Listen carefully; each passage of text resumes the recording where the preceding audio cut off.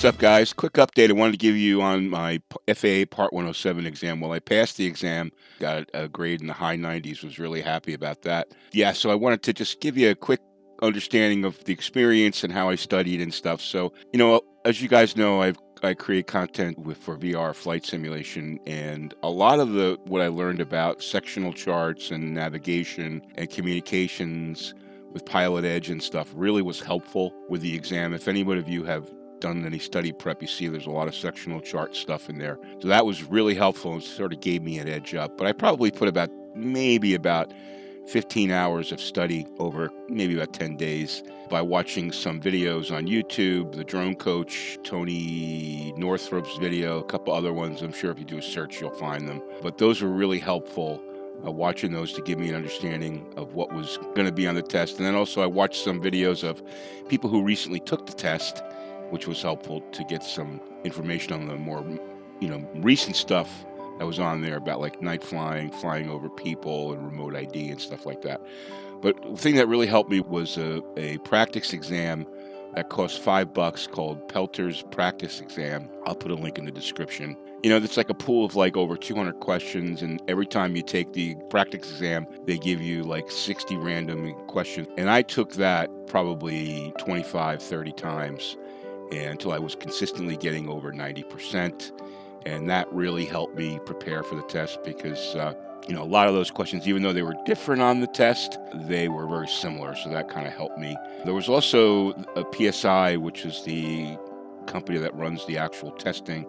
They have a practice exam as well that's free, and that was in the exact same format as the test I took. So they give you 2 hours. I think it took me about an hour to take the test, and I made sure the standardized testing. So it's multiple choice. A lot of times you can rule out questions that are illogical, but I went over it. I took the test through, bookmarked the ones that I thought I was going to have a problem with, and then went back on those and spent some harder time on those, and I was able to get a score in the high 90s, which I was pretty happy about.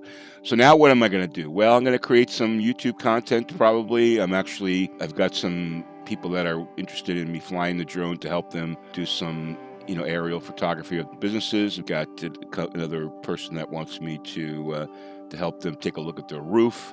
So, I'm going to try to dabble into maybe this being a part-time side hack for me, which is kind of cool. But in any event, now I can fly under the FAA Part 107 certification, which is good, which means I can create YouTube content with the drone and stuff. So, it's not a difficult test, especially if you've got some flight knowledge, especially in the sectional charts and stuff. Some tips to prepare, you want to make sure you study all the basic drone rules, FAA drone rules that are on the documents that are on the FAA drone site. You want to make sure you understand the newer stuff, flying at night, flying over people, remote ID. Make sure you understand, get your way around the sectional chart. There's a lot of stuff in there on the sectional charts. And then that Pelter's exam was really, really helpful. It's a standardized test. So, when you go through it, read the questions carefully, answer them very carefully, make sure that you're looking at the 3 choices and choosing the one that seems most logical and generally going to be more about safety and procedure. And if you think about that, then you should do okay. So don't be afraid of it. It's not that difficult if you prepare like anything else. And for me, it was a cool experience. And now I'm a certified FAA Part 107 drone pilot, which is pretty cool. Anyway, so I just wanted to give you a quick update on that. Let me know in the comments if you have any questions that I can help you answer. I'll put a few links in the description to help, on some of the things that I use to study, and hopefully that'll help you. All right, guys, thanks for watching and have a great day.